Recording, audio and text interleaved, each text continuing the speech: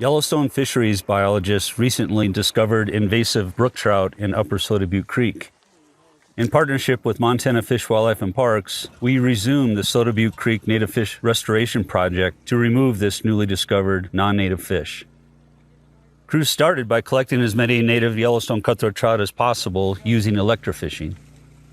The captured fish were sorted and documented and then carried into a Soda Butte Creek tributary outside the treatment area using modified backpacks. Temporary dams were placed in the tributary to create large pools for the Yellowstone cutthroat trout.